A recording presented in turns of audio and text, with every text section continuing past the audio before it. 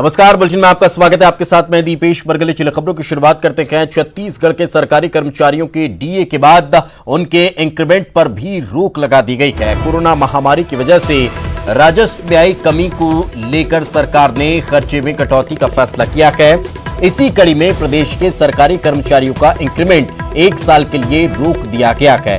वित्त विभाग का यह आदेश 31 मार्च 2021 तक जारी रहेगा। इसके अलावा राज्य सरकार ने नई नियुक्तियों पर भी अप्रत्यक्ष तौर पर रोक लगा दी है। पीएससी की भर्ती और अनुकंपा नियुक्ति को छोड़कर तमाम पदों पर सीधी भर्ती के लिए वित्त विभाग की अनुमति लेनी होगी।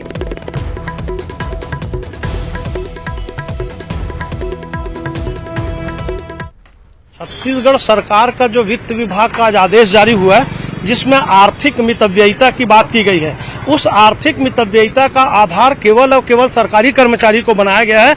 वर्ष में 2 बार, जनवरी या जुलाई में, कोई एक तिथि में वेतन वृद्धि मिलता है, जो मात्र 3% वेतन का मिलता है। ये वेतन वृद्धि कर्मचारी के एफिशिएंसी, उसका अच्छा काम करने के लिए मिलता है। जब हम एक तरफ राज्य सरकार को 2-2 महीने में 1-1 दिन का वेतन स्वेच्छा से दान किए हैं, उसके बाद ये वेतन वृद्धि रोकना सीधा सीधा अन्याय है। और मैं उल्टा आरोप लगाता हूं कि जो आईएएस, आईपीएस और आईएफएस माने अखिल भारतीय सेवक अधिकारी हैं, उनको केंद्र सरकार के नीति के अंतर्गत वेतन वृद्धि मिलता है। जो खुद वेतन वृद्धि ले रहा है, वो अपने नीचे के कर्मचारियों का वेतन वृद्धि काट रहा है। और ये मुख्यमंत्री जी के बिना विश्वास के, बिना जानकारी के आदेश जारी किया गया है। अन्यथा कुछ अधिकारी अभी भी ऐसे हैं जो पूर्ववर्ती सरकार के अधिकारी, वो नहीं चाहते कि छत्तीसगढ़ का बेटा भूपेश बघेल मुख्यमंत्री नरवा गरवा घुरवा बारी इस प्रदेश में चले। मुख्यमंत्री को बदनाम करने के लिए यह आदेश जारी किया जा रहा है। हम इसकी निंदा करते हैं। मुख्यमंत्री जी से मांग करते हैं कि कर्मचारी संगठनों को सामने बुलाएं, चर्चा करें और यह आदेश को तत्काल वापस लें। छत्तीसगढ़ की राज्य सरकार ने कोरोना संक्रमण को देखते हुए कुछ मितव्ययिता बरतने का उन्होंने निर्णय किया है और बहुत सारी चीजों में कटौती की है। लेकिन मुझे ऐसा लगता है कि जहां पर आवश्यक जो चीजें हैं, उस पर कटौती निश्चित रूप से नहीं होना चाहिए। जो मितव्ययी चीजें हैं, जिसकी आज आवश्यकता नहीं है कोरोना संक्रमण के समय, ऐसे चीजों पर कहीं न कहीं रोक लगनी चाहिए। उदाहरण के लिए यदि हम बात करें, विज्ञापन की बात करें, यदि आज बड़े बड़े विज्ञापन जाते हैं, विज्ञापनों पर लगातार खर्चे होते हैं। मैं ये नहीं कहता कि विज्ञापन नहीं होना चाहिए, लेकिन बहुत ज्यादा मात्रा में विज्ञापन नहीं होने चाहिए। जो हमारे जनप्रतिनिधि हैं, चाहे विधायक हैं, चाहे सांसद हों, चाहे अन्य लोग हों, जो भी यहाँ के जनप्रतिनिधि हैं, उनके ऊपर हम क्या कटौती कर सकते हैं, उनकी राशि का हम उपयोग किस तरीके से कर सकते हैं, इस पर भी ध्यान देने की आवश्यकता है। तो और ज्यादा जानकारी के साथ हमारे सहयोगी राघवेंद्र हमारे साथ जुड़ चुके हैं। राघवेंद्र, अब क्या राजनीति चरम पर है इस मसले को लेकर?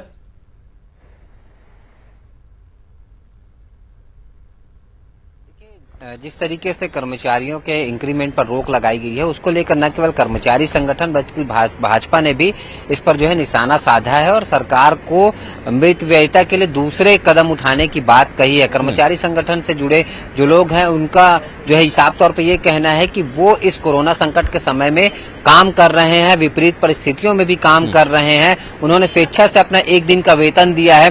बावजूद इसके जो साल में एक बार 3% का जो है इंक्रीमेंट मिलता है, उसको भी अगर सरकार नहीं देगी तो ये उनके साथ सीधे सीधे अन्याय के तौर पर वो देख रहे हैं और इसको लेकर आगे आंदोलन की बात कह रहे हैं। इसको लेकर उनके द्वारा सीधे तौर पर सरकार के सामने अपनी आपत्ति जताई है और इस निर्णय को वापस लेने की मांग की है। अब देखना होगा सरकार क्या निर्णय लेती है। वहीं भाजपा ने भी कहा है कि दूसरे साधन मितव्ययिता के लिए जो है जुटाए जाने थे, दूसरे तरीकों से मितव्ययिता करना था, लेकिन इस तरीके से कर्मचारियों के जो हक है उस पर कटौती नहीं की जानी थी। जाहिर है कि जिस तरीके से सरकार ने निर्णय लिया है, वित्तीय स्थिति को देखते हुए अब उसका विरोध भी हो रहा है। कर्मचारी संगठन से लेकर विपक्ष भी विरोध कर रहा है। ये आगे विरोध किस तरीके से और निकलकर सामने आएगा, ये देखना होगा, क्योंकि कर्मचारी संगठनों का कहना है कि बड़े अधिकारियों ने बिना मुख्यमंत्री के उनको बिना संज्ञान में लिए इस तरीके का निर्णय लिया है। आरोप जिससे मुख्यमंत्री और ज्यादा तेज होता दिखाई दे रहा है। साथ में रखे राघवेंद्र, आगे भी आपसे चर्चा करेंगे। कोरोना संकट और लॉकडाउन के बीच प्रदेश सरकार ने लोगों को एक और बड़ी राहत दी है। सरकार ने प्रदेश में ऑटो टैक्सी चलाने की अनुमति दे दी है। कल से लोग ऑटो टैक्सी लेकर एक से दूसरे जिले जा सकते हैं। इसके लिए ई पास बनवाना जरूरी होगा। वहीं वाहन चालकों के लिए मौजूदा तमाम नियमों का पालन करना होगा। परिवहन आयुक्त ने यह आदेश जारी किया है, जिसके बाद सभी एसपी कलेक्टर को इसकी सूचना भी दे दी गई। तो और ज्यादा जानकारी के साथ हमारे सहयोगी राघवेंद्र हमारे साथ जुड़ चुके हैं। राघवेंद्र, सवाल ये कि आखिर इन तमाम छूट के बाद कहीं ना कहीं कोरोना के बढ़ते आंकड़े और ज्यादा चिंतित करते हैं। इसके लिए क्या कोई व्यवस्थाएं दुरुस्त की गई हैं, नियम कानून बनाए गए हैं कि किस तरह से ये परिचालन हो सकेगा?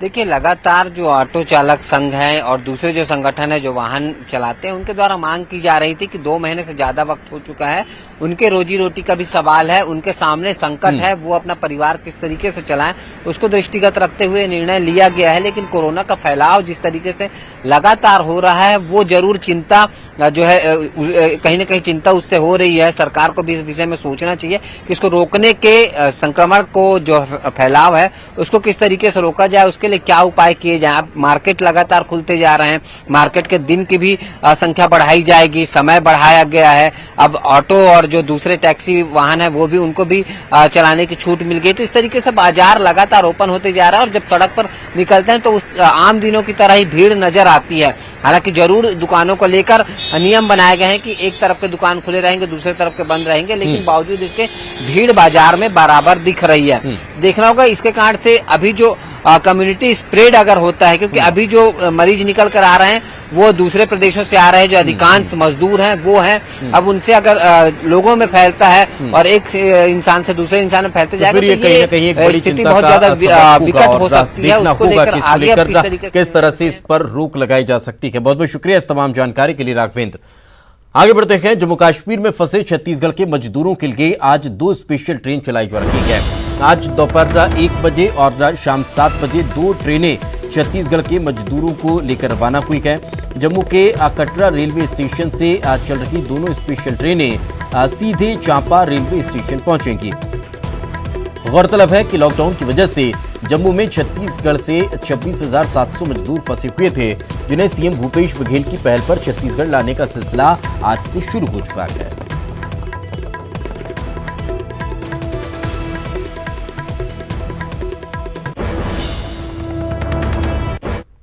देश भर के 300 किसान संगठनों ने आज हड़ताल कर केंद्र सरकार के खिलाफ नाराजगी दिखाई है। छत्तीसगढ़ में किसानों ने अन्य मांगों के साथ ही राजीव गांधी किसान न्याय योजना की राशि एक मुश्त देने की भी मांग की है। किसानों ने अपने घरों, खेतों और मनरेगा स्थलों से ही प्रदर्शन किया।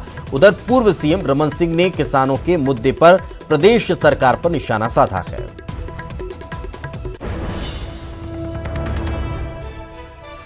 सरकार बनने के लिए जन घोषणा पत्र में जितने ज्यादा झूठ बोल सकते थे या जनता को दिग्भ्रमित कर सकते थे, उतना दिग्भ्रमित करने का काम कांग्रेसियों ने किया है। और ये उस समय के तत्कालिक प्रदेश अध्यक्ष थे मुख्यमंत्री जी, और नेता प्रतिपक्ष थे टीएस सिंहदेव जी, आज मंत्री हैं। उन्होंने जनता के सामने कसम खाया है गंगा जल हाथ में लेके। मैंने नहीं कहा था उस विषय को लेकर, ये उनके चुनाव के घोषणा पत्र में है।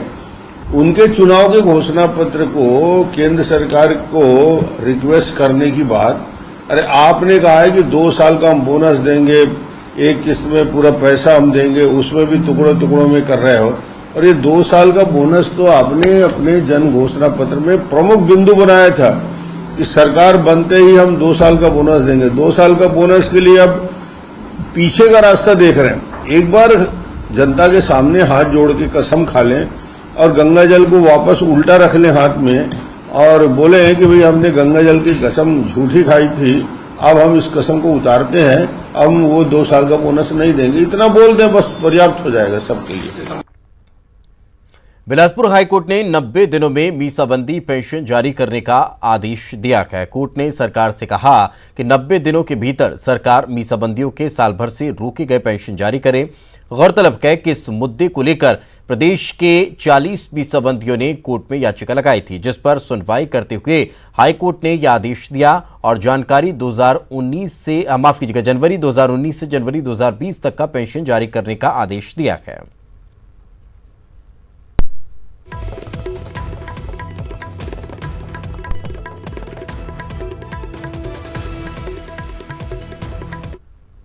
छत्तीसगढ़ के मुख्यमंत्री भूपेश बघेल ने प्रदेश के लॉन टेनिस खिलाड़ियों को एक बड़ी सौगात दी है।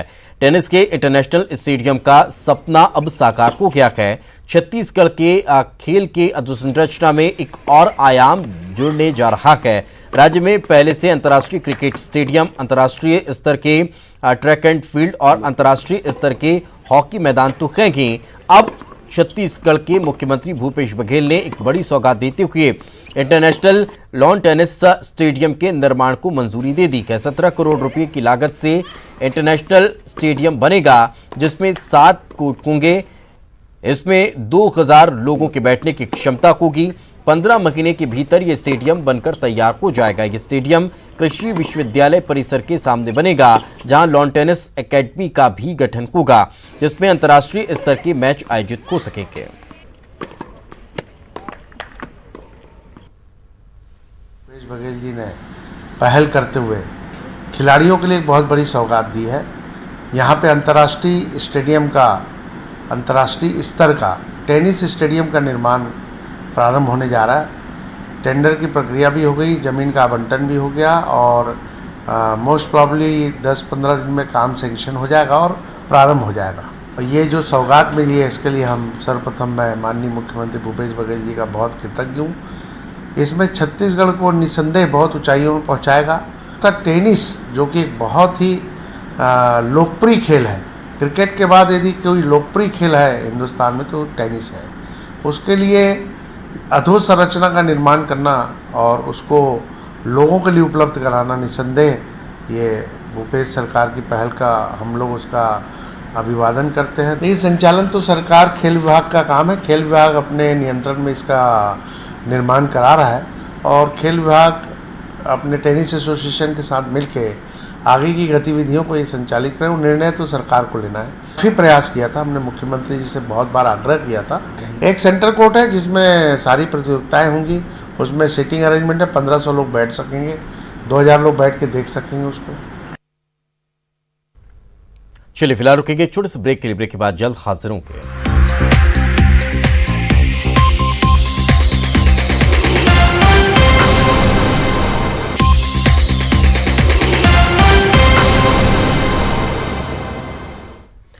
ब्रेक के बाद एक बार फिर आपका स्वागत है। राजीव गांधी किसान न्याय योजना को लेकर प्रदेश कांग्रेस कमेटी के अध्यक्ष मोहन मरकाम ने मीडिया से चर्चा की। इस दौरान किसान न्याय की आड़ में पीसीसी चीफ ने प्रदेश की विपक्षी पार्टी भाजपा और केंद्र सरकार पर जमकर निशाना साधा। पीसीसी चीफ मोहन मरकाम ने कहा कि छत्तीसगढ़ की प्रदेश सरकार न्याय योजना से 2 करोड़ जनता को राहत देने का प्रयास कर रही है, पर प्रदेश में विपक्षी बीजेपी नेता हो या फिर केंद्र की बीजेपी सरकार अनर्गल बयानबाजी में लगी है।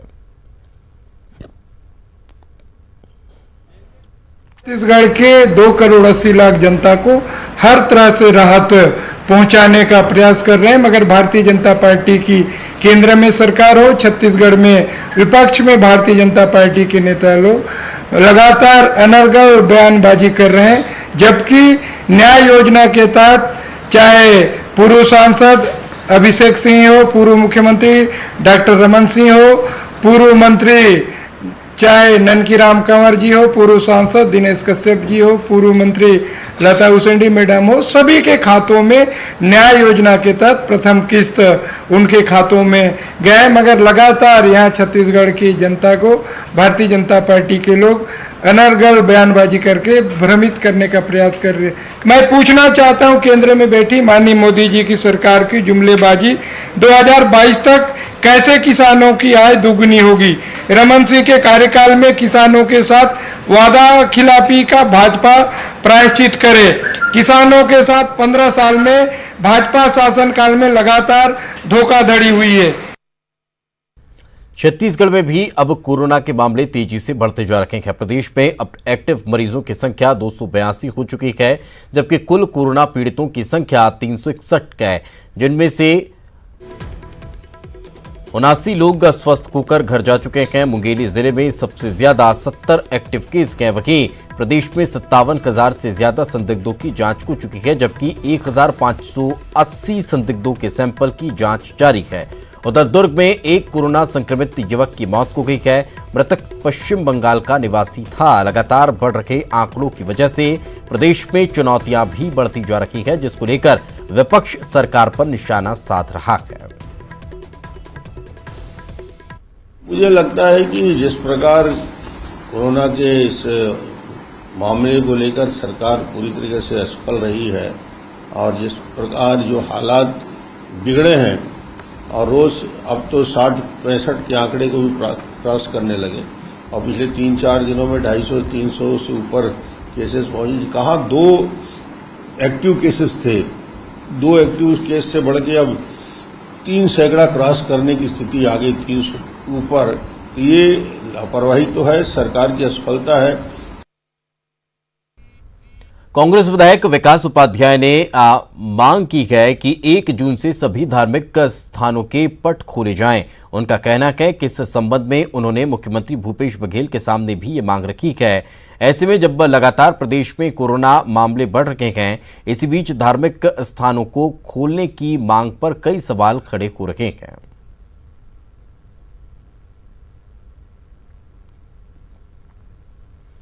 बालोद में आयुष मंत्रालय और राज्य स्वास्थ्य विभाग के निर्देश के क्वारंटीन न किए गए मजदूरों को आयुर्वेदिक काढ़ा पिलाया जा रहा है। जिला अस्पताल में सेवाएं दे रहे तमाम अस्पताल स्टाफ और संजीवनी स्टाफ को भी ये काढ़ा पिलाया जा रहा है, जहां पर बताया जा रहा है कि इस आयुर्वेदिक काढ़े का प्रयोग भारत में पहले केरल में किया गया था, जिसके बाद अब छत्तीसगढ़ में बालोद में इसका इस्तेमाल हो रहा है, जो रोग प्रतिरोधक क्षमता बनाए रखता है। काढ़ा वितरण का कार्य बालोद जिले में जिला आयुर्वेद अधिकारी महोदय के निर्देशन में जो चल रहा है, उसका जो मुख्य जो स्रोत है वो आयुष मंत्रालय है। वहाँ से गाइडलाइन जारी हुई थी जब कोरोना वायरस का यहाँ इन्फेक्शन हुआ था इंडिया में। उसके बाद से कि ये कुछ आयुर्वेदिक हमारे जो काढ़े होते हैं, है ना, हल्दी होता है या कुछ ऐसे हमारे घरेलू होते हैं जो हमारी रोग प्रतिरोधक क्षमता को बढ़ाते हैं और वायरस और बैक्टीरिया से लड़ने की शक्ति हमारे शरीर में उत्पन्न। आयुष मंत्रालय भारत शासन एवं छत्तीसगढ़ शासन के आदेश निर्देशानुसार कलेक्टर महोदया बालोद के निर्देशन में हम लोग हमारी 45 संस्थाओं आयुष संस्थाओं के द्वारा स्थानीय क्वारंटाइन सेंटर्स में लोगों को रोग प्रतिरोधक क्षमता बढ़ाने वाला आरोग्य कषायम नामक काढ़ा पिलाया जा रहा है। कांकेर जिले में कोरोना संक्रमित मरीजों की संख्या में इजाफा हो रहा है। मंगलवार देर रात जिले के 4 कोरोना संक्रमित मरीजों की सूचना पर हड़कंप मच गया। इन 4 मरीजों में से एक मरीज आयुर्वेदिक डॉक्टर बताया जा रहा है। सूचना मिलते ही एसपी कलेक्टर मौके पर पहुंचे और नेशनल हाईवे को डायवर्ट कर दिया गया। साथ ही मरीज की ट्रैवल हिस्ट्री के साथ ही पूरा इलाके को सैनिटाइज कर दिया गया है। सभी संक्रमितों को इलाज के लिए रायपुर रवाना किया गया। किसान न्याय योजना के तहत किसानों को मिलने वाले लाभ के लिए अब राज्य सरकार के द्वारा जिला स्तर पर एक योजना बनाई है। मीडिया के जरिए इस योजना को पहुंचाने के लिए आज आज जगदलपुर के कांग्रेस भवन में एक प्रेस कॉन्फ्रेंस का आयोजन किया गया, जिसमें शहर विधायक के अलावा संगठन से जुड़े लोग मौजूद रखे। इस मामले पर कांग्रेस ने केंद्र की बीजेपी सरकार पर किसानों से धोखा करने का आरोप लगाया।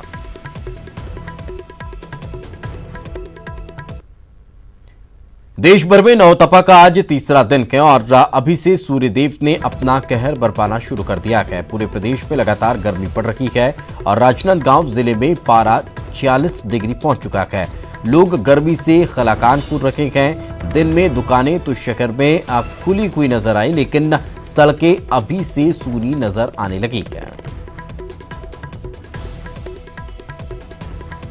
दुर्ग जिले का तापमान करीब 46 डिग्री तक पहुंच चुका है, जिसकी वजह से आम लोगों के साथ जीव जंतु भी परेशान हैं। कलेक्टर ने शाम 6 बजे तक बाजार खुला रखने का आदेश दिया था, लेकिन दिन में भी लू चलने की वजह से सड़कों पर कर्फ्यू जैसे हालात नजर आने लगे हैं। बढ़ते तापमान की वजह से घरों से बाहर निकलने वाले लोगों को भारी परेशानी का सामना करना पड़ रहा है। कोरोना संकट के बीच नगर निगम जगदलपुर में एक नया विवाद जन्म ले चुका है। नेता प्रतिपक्ष की अगुवाई में विपक्ष ने कांग्रेस को निगम चुनाव में किए गए वायदे याद दिलाने के लिए लड़ाई छेड़ दी गई। एक दिन पहले नेता प्रतिपक्ष संजय पांडे ने के द्वारा निगम में अस्थायी तौर पर एक मीटिंग बीजेपी पार्षदों की बुलाई गई, जिसमें ये निर्णय लिया गया कि निगम के द्वारा जो संपत्ति कर वसूला जा रहा है उसमें 50% की कमी की जाए, जिसे कांग्रेस के घोषणा पत्र में शामिल किया गया था। महासमुंद में लॉकडाउन का खासा असर विद्युत वितरण कंपनी की वसूली पर पड़ा है। प्रतिमाह बिजली बिल से 5 से 6 करोड़ की होने वाली वसूली इस बार सिर्फ 1.5 करोड़ रुपए में ही सिमट कर रह गई। यही कारण है कि अब कंपनी बकायेदारों से भुगतान करने के लिए उनसे संपर्क कर रखी है। बकायेदारों से सबसे अधिक बकाया करीब 1.25 करोड़ उद्योगों का बचा हुआ है। छत्तीसगढ़ में बढ़ते हुए कोरोना संक्रमण के चलते हाईकोर्ट ने आज से हाईकोर्ट समेत सभी न्यायालय के कामकाज को एक बार फिर से बंद करने का निर्णय लिया है। हाईकोर्ट रजिस्ट्रार जनरल ने एक आदेश जारी कर आज से हाईकोर्ट में कामकाज को बंद कर दिया है। आपको बता दें कि कोविड-19 के चलते मार्च से हाईकोर्ट में सुनवाई पहले से ही बंद थी। कुछ दिनों बाद सोशल डिस्टेंसिंग के साथ वीडियो कॉन्फ्रेंसिंग के जरिए 18 मई से सुनवाई शुरू हुई थी। अब सिर्फ जरूरी मामलों पर ही वीडियो कॉन्फ्रेंसिंग के जरिए सुनवाई होगी। लॉकडाउन के बीच में शराब दुकानों को लेकर हाईकोर्ट के एक एडवोकेट तुषार दीवान ने जनहित याचिका दायर की है, जिसमें मांग की गई है कि प्रदेश भर की शराब दुकानों को बंद किया जाए। साथ ही याचिका में कहा गया है कि केंद्र सरकार के सोशल डिस्टेंसिंग का पालन नहीं किया जा रहा है। इस पर आज शासन ने जवाब दाखिल कर बताया है कि पूरी तरह से सोशल डिस्टेंसिंग का पालन हो रहा है। और इसी के साथ इस बुलेटिन में फिलहाल इतना की खबरें लगातार जारी हैं।